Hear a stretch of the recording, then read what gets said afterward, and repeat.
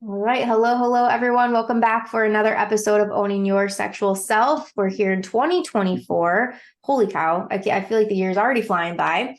And I have on with me today a really cool guest, a topic that we've never talked about on the show before, which I'm really excited. And literally, as we jumped on, I was like, how do I pronounce this so that I don't mess it up? But we have on the show today with us Nicoletta Heidegger, and from all the way from Los Angeles, California. So she's enjoying, I'm sure, sunny weather today while it's very dark and gloomy here in Michigan. But, anyways, how are you? Thank you so much for coming on the show today. Hey, thanks for having me. Yes, it actually is sunny today, but we just got through our like LA winter, which is probably like a nice day for you guys over there. Yeah. Yeah, if Thanks for it's having me. anything above freezing, then that is considered a nice day here in Michigan. Yeah, yeah. For me, it's like anytime it's below 70, I'm wearing a parka. So, Oh, that's God. says a lot about me. How funny. Well, thank you again for coming on today and reaching out with this. Again, just like a really unique topic that I'm excited to learn more about and hear more about. Interestingly enough, I work with a few of my one-on-one clients that love horses and own horses and do horse things. So I'm really excited to be able to have this episode as a resource for them. And then also just for future people, like clients, people that listen to the show, because I'm sure this will spark curiosity for a lot of people. And so we're focusing on equine therapy today. Can you tell us a little bit about, well, let's hear about you and like how you got into even doing this sort of work. And then, of course, what is equine therapy?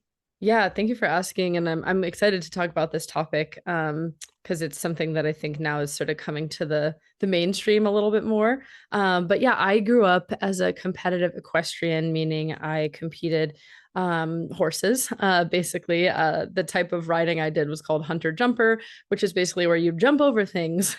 And so I did this for most of my youth, went to, nationals, and it was like my every weekend. I was competing all through high school and some of college.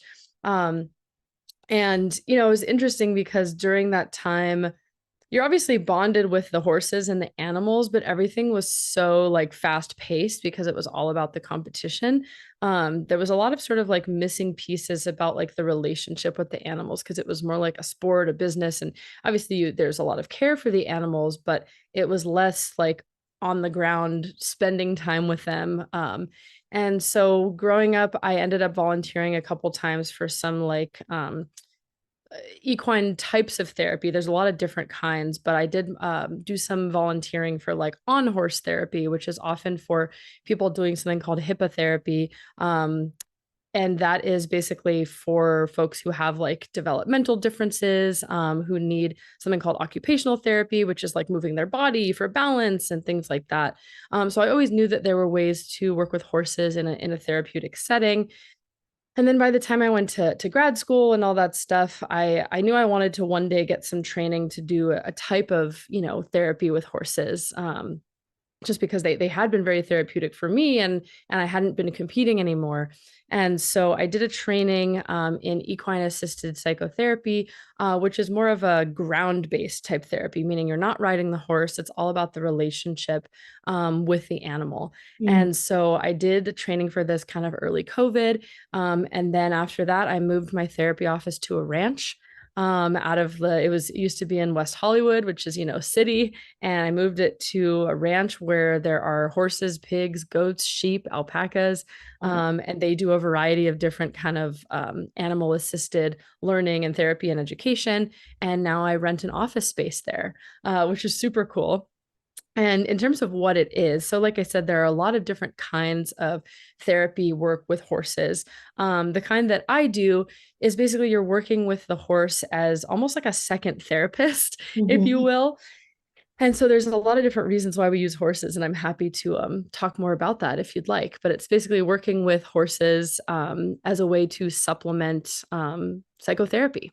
Yeah, and I think so. My mom as an example, is really, really into horses. And I got to spend some time with horses as a child and whatnot. And I remember her speaking to this now that you're talking about how therapeutic it felt and just that emotional relationship that you develop with the horse. And I think in her teachings to me as a kid, like thinking like you can't, you like the horse can pick up on your emotions. They know if you're scared, right? You need to like have this calm presence. You can't be jittery or, like fidgety around them and whatnot.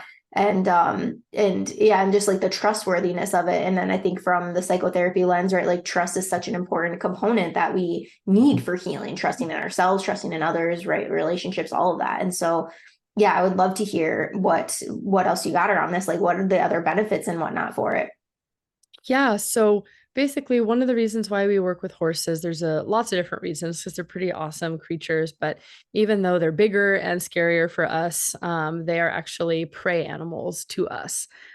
So yes, of course, there aren't many wild horses left anymore, but evolutionarily, they still kind of have these evolved traits as prey animals. Even though a lot of them more are like, pets and companion animals at this point. But because of that, unlike working with like dogs or wolves or things like that, which are other predators, prey animals have some unique characteristics. And so you mentioned how they can kind of pick up on your emotions. And so it's not that they have like a judgment about it. So I think some people have like a misnomer that you like can't have, feelings other than being like calm and neutral around them. It's not necessarily true. It's just that they are always kind of looking for safety as prey animals. So think about it, out in the wild, any prey animal is always looking to the predators to see what their intention is. Are they hungry? Are they hunting me? Like sometimes you could watch, those nature safari videos and you'll see, lions and then their prey like drinking together out of a watering hole. And you're like, why aren't they running away? Because prey have a pretty good instinct of when a predator has an intention that is to hurt or kill them. And we feel that as humans, in a different way. When we sense another predator, like we feel that unease, the hair at the back of our neck and things like that. So horses are really good, or equines in general, which means horses, donkeys, mules. They're really good at picking up on what our sort of true intentions are. So if you ask me how I'm doing and I just gave you the generic, like, I'm fine answer, right? But really something was going on internally, they're going to be a little bit sort of questioning of that because to them that's a little bit unsafe. They're kind of like, well, what's your real MO here? So they're really good at sort of inviting people to be authentic about what is happening for them. Doesn't mean that they're going to judge you or be angry with you if you're anxious or angry or having a feeling. It's more they want to know if you're being honest about it. Like, are you in touch with it? Are you being honest about it? Can they trust that you are what you say you are, in order to keep them safe? So they really invite us to be authentically ourselves. Another thing that they're really great at is they have a lot of mirror neurons in their brain, which basically means they're great at co-regulating. So they live more in like herd dynamics, and co-regulating just means like matching our nervous system to another nervous system. So they have the power to kind of like amp each other up and the power to calm each other down through their breath and their heartbeat and the way that they regulate themselves. So they help us with that as well, to kind of slow our processing down a bit. And another great thing is they're pretty much always in the present moment. There are some equines that have had, traumatic experiences that may experience, anxiety or things like that. But in general, it doesn't really serve them to hold on to things because they are prey animals. They want to have that energy. So most of their time, unless we're asking them to do work with us for a good reason, most of their time is spent just like taking care of their basic needs and relaxing. So getting water, eating food, rolling on the ground to release tension or rest. They're always just kind of in the present moment. So they really help us to be present with ourselves, which is hard for a lot of us. We live in a culture that's doing, doing, doing. So they help us kind of get still. And then in therapy, they can be worked with in a lot of ways. So there's a lot of different approaches. I kind of use an eclectic approach from a few different schools of thought. And basically, sometimes we work with them just to help people like chill the fuck out. So what I mean by that is like, if we're talking about difficult things and someone is needing a resource and they like animals, sometimes we'll just have a talk therapy session in the presence of the horses. And if and when things are getting too dysregulating or upsetting, we'll take a pause. We'll go hang out with the horses. We'll pet them. We'll watch them. We'll kind of slow ourselves down. We'll feel the ground beneath our feet. So sometimes we're working with them as a resource. Mhm. Um, Other times we're doing more like directed interactions or activities. And it's a type of kind of experiential therapy, meaning that you learn from experience, you learn from doing, you learn from interacting or just being with them. And so I'm happy to give you some examples of kind of what that looks like. But, in regular talk therapy, we're sort of talking about the struggle. Mhm. In equine assisted therapy, we're doing things that sort of bring up the potential struggle in real time. And then we get to work through it in the mind, body, spirit as it's happening. Mhm. Mhm. Yeah. And I think too, when in working at the hospital, like they would have the pet therapy days where they would bring in dogs and things like that. And just like the presence of having animals around and like you said, like the caring for the basic needs and things like that, I think that does something for a person. And also I feel like it also offers a different perspective and just how small we are in some ways. And not to say to like minimize our problems or the struggles that we're going through, but just realizing that like we're such a small piece of this world, this world that we live in. Yeah. And when you were speaking too, something came up as you were saying, like you want to feel safe for the horse and safe in their presence. You want to feel like that sense of safety. And what I was thinking of was like helping somebody to better define their masculine and being having that polarity, right? And being able to hold that space and just be strong and as you said, like be your authentic self and be strong in who you are. And so at first the masculine energy was coming up for me, and that's when I work with men, I'm helping them a lot to step more into their masculine leadership and whatnot. But also for women, to help women to be able to step in that same space and to be able to hold that masculine space for their partners, whether that be female, male, whatever. And so yeah, just like that sense of safety. But you bring this into a space of sex and trauma. I saw that you went for a human sexuality Yeah. certificate. And so I mean, you're working with really raw things here with people, like very traumatic events that people have gone through. And I can see again, just like developing that safety in yourself, but then also feeling that safety in the presence of other animals. I just think that's just very unique. And the fact that you then have these different modalities that you can offer them and different ways of working with the animals and the people, I think that is really, really neat.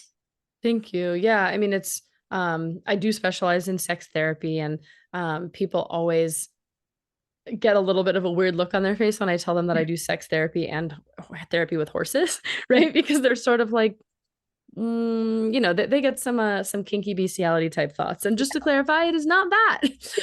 But a lot of the things that come up during sex can really be worked on with the horses, at least from what I've found, because we're talking about things like building trust, building relationship with another entity, respecting boundaries, learning boundaries, working through fear and trauma response in the body. Like a lot of these things can come up when working with the horse that are really applicable to sex. So you mentioned kind of masculine, feminine energy.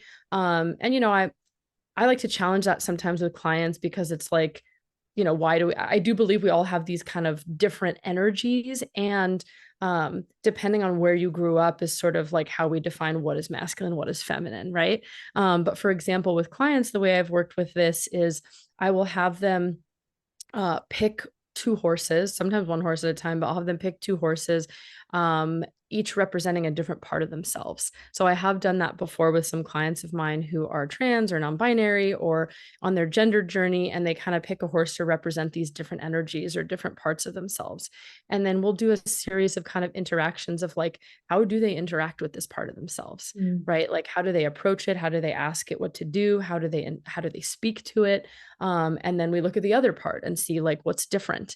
And so, like I said, it's a really cool way to be able to see in real time how people are in relationship with these parts of themselves. So instead of just kind of hypothetically talking about it, we're getting to see it projected Mm-hmm. onto an animal. So people project all kinds of things onto everybody in all situations all the time, right? Based on our experiences and history. And so, for example, let's say you're standing there with a horse and you've already assigned some kind of representation to it, whether you've named it or not.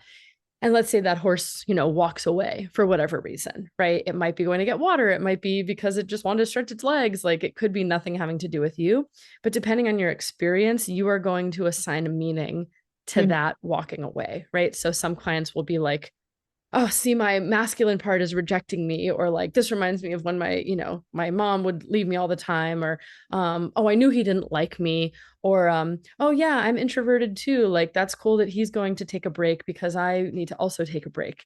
Mm-hmm. And so it elicits a projected response for people. And then we get to kind of talk through that in real time and how they shaped that meaning and that narrative for themselves. So it's been really cool to do that work with people. Mm-hmm. Yeah, and just the level of creativity that you can bring into this, right? Yeah. Like you said, with the assigning them meaning and in parts work, essentially, is what it sounds like you're doing. Exactly. It's parts work. We're doing like internal family systems and parts work with real entities, Mm-hmm. that you get to use. Not, I don't want to say use, you get to collaborate with. Mm-hmm. I always like to clarify that there's definitely some types of equine work where facilitators are more like, I don't want to say they're just using the horses, but they're just kind of like expecting them to do things. Mm-hmm. Versus the way that I work, the animal is really an important relationship and part of this. So I always am wanting to like get consent from them before I even take them out of their stall. Like, do they want to join today? Are they seem interested? I'm sort of tracking their body language as well. That's why I have training in how horses are and work and things like that to make sure that like they are willingly participating in this relationship, not just like performing a service. Mm-hmm. And that's really important because it's really relational work. And you asked about the trauma stuff, and I can talk more about this, but just like one level of that is just being out at a ranch or with the animals. A lot of trauma work is somatic work. So somatic meaning we're including the body to kind of help the nervous system to relearn what safety is, to help people come back to the present moment so they're not back to a trauma memory. And so just being in this environment, people have to be paying attention to their surroundings, right? They're like new smells, there's new textures, there's new touch with the horse, there's new, all five senses are kind of being engaged. So in and of itself, it can be a helpful way to help people come back to the present. Mm-hmm. But I do some really interesting trauma work with folks that I've sort of combined with trainings I've done in something called somatic experiencing. And I'm not certified in that, but I've done a few levels of their trainings. And it's a type of therapy I really like. So, for example, with trauma folks, let's say I have a client who's actually like afraid of horses. We can work with that. Or I have a client who knows that they are afraid of lots of interactions and people and things. So we use their experience with the horse to practice that. So, for example, I will, I will have the horse on the other side of the what's called the arena, which is like a big dirt enclosed circle. Mm-hmm. And I'll be on the other side and I'll have my client, stand outside the gate of the arena. And then, we'll talk about where their kind of body is feeling at a baseline, right? Are they feeling grounded? Are they feeling neutral? Are they feeling, amped up or triggered or anxious or fight or flight in some kind of way? And then I'll either ask if they want me to walk towards them or if they want to walk towards the horse. And then they get to make a choice. And then based on that choice, they can start moving towards me or I start moving towards them really slowly. And we get to see what happens in their body. And it's pretty awesome because people will start to notice when their body starts feeling anxious or whatever. And then they get to say, stop, or Mm-hmm. they get to say no, or they get to say, I need more of this. And then it's received. Mm-hmm. Like the boundaries received, the no is received, and in real time, they're getting to work through safety in forming a new connection, a new relationship, maybe in the first time healthy way they've ever done. And so I've seen it be really impactful for people in that way because it's a lot of us have trauma around relationship. Mm-hmm. Yeah. And boundaries and yeah, I mean, all of that. Yeah. I guess I never really looked at it all, just the how in depth that you can go with this. I'm really enjoying this. And it's so for somebody that is coming to work with you, do you work with the animals every single time? Is it something like you sprinkle in the animals here and there? Is there a certain time frame that you work with people? What does that generally look like? Sometimes people come see me because they just want to work with the animals. And so, then often that's, if that person has maybe another ongoing therapist, like primary therapist, and they just want to do some adjunct, meaning some additional sessions with the horses. And then we will be, at least planning to work with the horses each time. Doesn't mean we, it's, you can plan it, but we see what happens, when we get there. And then I have other clients that I see, regularly in my office or, at the ranch. And we may not plan to work with the horses, but based on what we're working on that day, they might be like, oh, I'd love to do something with the horses. Or I might say, hey, this thing you're talking about, I really think we could do some cool practice with it with the horses. Are you interested? So it's all like optional, it's all invitational. And then I have some clients who are like, that's cool, you work with horses. I have no interest. And we don't, right? So it's all an option. And then I have quite a few clients who are on Zoom and they don't have any interest to come in. They like being on Zoom or they're in another, city in California. Or sometimes they'll come now and then to do an in-person thing. So it's really a variety based on what that person is needing, but it's a really cool menu item to have when the person's open to it. Yeah. And is it always one-on-one work or is it ever done in group settings? Yeah, a lot of people do in group settings. A lot of people actually use equine stuff for like work retreats, kind of leadership and like bonding retreats and things like that. So at a place I used to work at called Stand and Balance, which I would highly recommend, they're a great equine assisted therapy center out here in Los Angeles. We would often have like rehabilitation groups come in and work with a group in that way. Sometimes it's one-on-one. I've also worked with partners, in partnership, doing equine work. So it really can be used for a variety of different formations of any kind. Yeah. My like bells are going off because I have a client that does that. She travels around the world really to do like leadership retreats and things like that for companies using horses, and she owns horses herself and whatnot. And so I'm just thinking like, wow, and she's a sex therapy client or sex coaching client of mine rather. That's Yeah, cool. yeah. I'm like yeah, I'm excited to be able to offer this perspective of her and Yeah. We'll tell her I said, what's up? yeah. Yeah, there's for example, just what that can look like in a group. There's an exercise that I learned that I used at a retreat that I hosted a couple years ago called Ranch Reboot, where we had like a big group of people out at the ranch to do everything from yoga to sound baths to animal learning and things like that. And so we did one activity where we had like 20 people around the arena, again, that big dirt circle. And I invited them, after we did a little safety spiel and talked about intentions and safe, all that stuff. I basically invited them to each sort of find a place in the circle. And they had to kind of like claim their space and draw like a circle around themselves of what they felt like their boundary was, their space bubble. And then what we did is we instructed them that the sort of group goal was to get the horse to move around the outside of the circle as many times as they sort of decided. So they said they wanted to do 3 times to get the horse to move around the circle. So mind you, they're not attached to the horse, meaning they're not holding a lead rope or reins. The horse is kind of freely out there.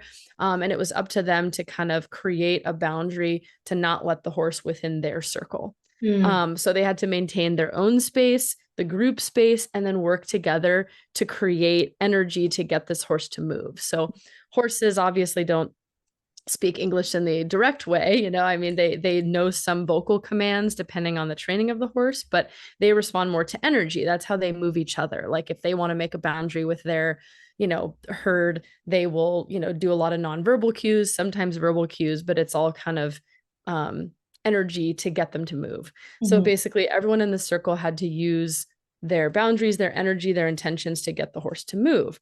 And so what happens is if you're not being assertive, if you are wishy-washy, if you are afraid to ask for things directly, the horse will not move. So it was very interesting, you know, and then a lot of people had trouble protecting their space. You know, they didn't want to set a boundary because they were like, oh, he's going to be mad at me, or, you know, is the boundary too big, or they would sort of get fearful.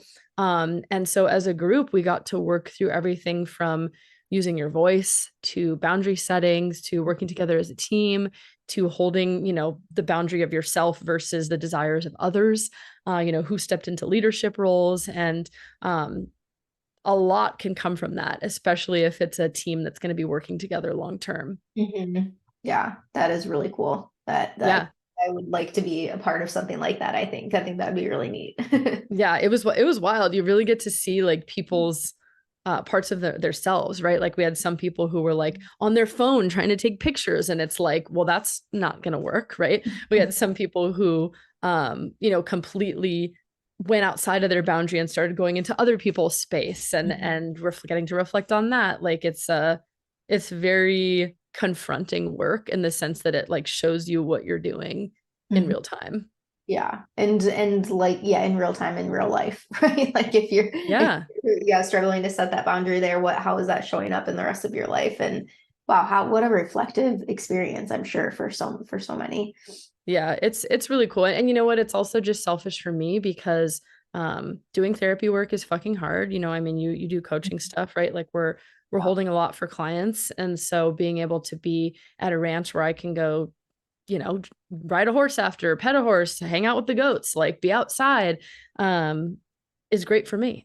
Mhm. Yeah, I can imagine. So I feel like that's like my work from home life. Like I get done with clients and then I get to go cuddle my dogs. But obviously it's yeah, it's leveled up here with your experience being on the farm and what. Yeah, imagine you get to have a session and you get to cuddle a mini horse during your Yeah. session. Oh my gosh. Yes, sign me up, please. Yeah. Oh, the place I'm at is has some great stuff. Check it out if you're listening. It's called Special Spirit here in Los Angeles, and they do a lot of different kinds of you know, education, therapy. You can also just do farm visits, things like that. Yeah. And I know I have a client here that's here in Michigan that does this. And so I know that there's other places out there, but I'm really just curious, like, is there a website or something that you can go to look up places that offer this type of therapy? Or, I mean, is Yeah. psychology today even as an option for people that are looking for therapists? Yeah, absolutely. So again, there's a few different schools of practice of people that do this. You can certainly look on Psychology Today and list that as a thing, and some people might be on there. There's also a directory through a teaching organization called EGALA. EAGALA, I think I spelled it right, EGALA. And they have a directory. There's another one called Natural Lifemanship that has a directory. I believe there's a few more directories, but if you just search, you know, equine assisted therapy directories, you can find somebody in your space. But those are two sort of reputable training organizations that train therapists. But again, they have different approaches. Mhm. So you know, check out what approach it is if it looks like it's something that calls to you. There's some approaches that always use two people, for example, EGALA. Often there's a therapist and then a equine specialist, meaning like someone who is trained in, you know, the science of horses. Mhm. Um, and they work together in two versus there's, you know, I do more one-on-one stuff. There are people who do the on-horse therapy, so the riding aspect of things. So, you know, get curious, see what you're looking for. There's a lot of options. Mhm. Yeah, fascinating. I'm glad that I asked. And I mean, I'm just over the moon about this conversation. I think this is really cool, and my wheels are spinning. I'm like, I now I want to reach out to her and be like, hey, sign me up for Yeah. your activities. So she's not far from me. I mean, my main, you know, it's not for everybody. Some people like the traditional in the office once a week, just talking, and that is helpful for them. But I have found that more and more, especially with trauma stuff, talking only goes so far. Mhm. We have to start doing things that are somatic, that are in the body, that are experiential, that are out of the box. And so if you're finding yourself kind of plateauing in the work that you're doing, or if you're finding that you're still kind of repeating the same patterns, you know, I'm not your therapist, but it could be time to start looking at alternative approaches. Mhm. And it's also just a great approach for people who like nature or, um, are neurodivergent and don't like talking so much, or just like are athletes and want to move their body and do something interactive. Like, people who say maybe therapy is not for them, it may just be you're looking for the right therapy for you. There's equine therapy, there's surf therapy, there's yoga therapy, there's swim therapy. Like, find something that speaks to you. Yeah, that's a great point. And I agree fully that, yeah, you have to bring in the somatic side. I agree. Talking will only get you as far as you can. Even that's my personal speaking, that is me speaking as a therapist to you, like I'm coming at it from both sides for sure. Yeah.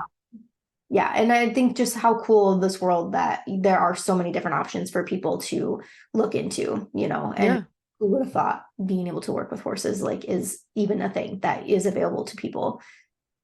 Yeah. And look, if you don't live in an area where there are horses, there's probably an area close by that has horses, but there's a lot of places that also do retreats and things like that. So if you're able to, gift yourself with an experiential retreat.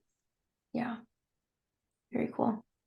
Well, thank you so much, Nicoletta, for coming on the show. I know that you have something really fun and exciting coming up here in the next few weeks. So please share with us, where can we find you? Where can we reach you? All that good stuff. Thank you. Yeah. So when I'm not at the ranch, I also host a podcast, a sex podcast called Sluts and Scholars. That's how I connected with your show. And we're having a live show coming up on February 10th here in Los Angeles. But you can also buy a ticket to the recording, like a virtual option. And I'm hosting it with three of my colleagues who have top sex and relationship podcasts. One is named Dr. Tara from Love Bites. Another is Dr. Nazanin from Sexology podcast, and another is August McLaughlin from Girl Boner Radio. And we've teamed up to kind of share each of our favorite techniques to help keep sex and pleasure and connection alive over time. And so we're doing a live interactive show on this topic on February 10th here in Hollywood.